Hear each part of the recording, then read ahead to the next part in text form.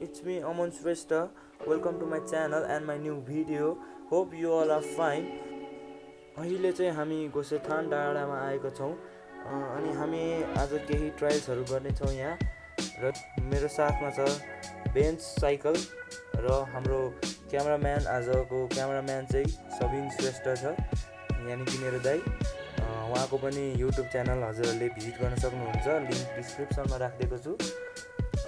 अब ढिला नगरिकन let's move to the video guys let's go